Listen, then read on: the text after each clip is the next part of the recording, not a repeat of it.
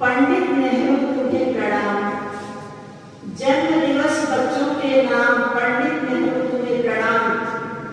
देश को दिया अमन शांति का पैगाम, पंडित नेहरू तुम्हें प्रणाम। इनके व्यक्तित्व की महानता इनकी 5 नीतियों से स्पष्ट परिलक्षित होती है, जिनको मैं संक्षेप में प्रस्तुत करती हूँ।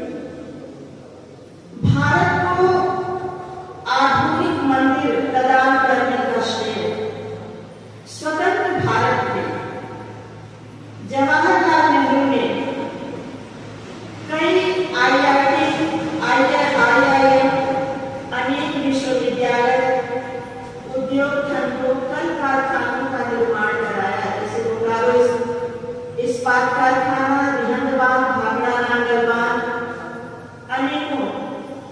हमारे पड़ोस में स्थित दामोदर घाटी निगम भी इन्हीं की उत्कृष्ट सोच का परिचायक है, जो कि अपने विद्युत से रोशन कर रहा है भारत का एक बहुत बड़ा हिस्सा, और इसे पंडित नेहरू ने आधुनिक मंदिर का नाम दिया।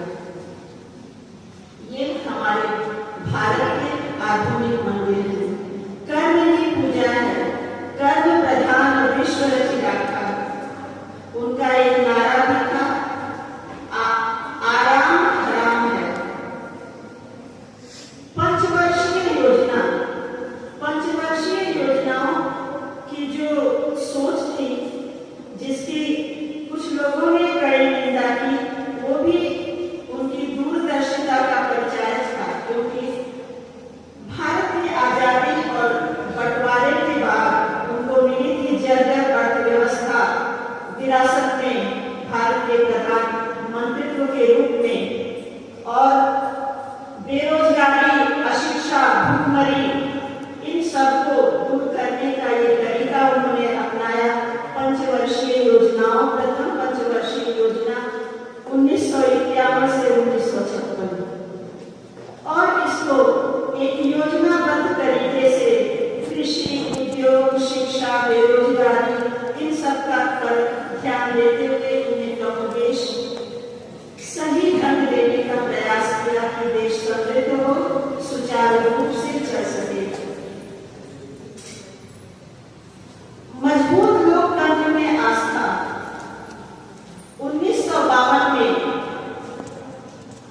चुनाव हुए। ये मजबूत लोकतंत्र था पंडित नेहरू के सपनों का, और पूंजीवाद, समाजवाद दोनों की अच्छाइयों का समावेश करते हुए उन्होंने मिश्रित अर्थव्यवस्था को अपनाया, जो भारत के लिए सही था, सुविधाजनक था। अखंड भारत के निर्माण का श्रेय भी पंडित नेहरू को जाता है। जब दक्षिण भारत में अलग राज्य, अलग देश बनाने की बात शुरू हुई थी, तो उनकी नीतियों ने इसका सफल दमन किया। कुछ विरोधियों ने विरोध किया, परंतु कहा जाता है कि यो न व्यक्ति यस्य पुत्र परिश्रम तम सदा निवृत्तिना अवचित्रम यथा गिराति करिकुंभ जाता मुक्ताम परितज्य विभर्ति गुंजाम। जो जिसके गुणों को नहीं जानता है, वो सदा उसकी निंदा करता है, जैसे भीमनी गजमुक्ता को छोड़कर जो है गुंजा की माला पहनती रहती है। विदेश नीति आज भी पंडित नेहरू की भारत में कायम है। उनके व्यक्तित्व की स्पष्ट छाप आज की विदेश नीति पर परिलक्षित होती है।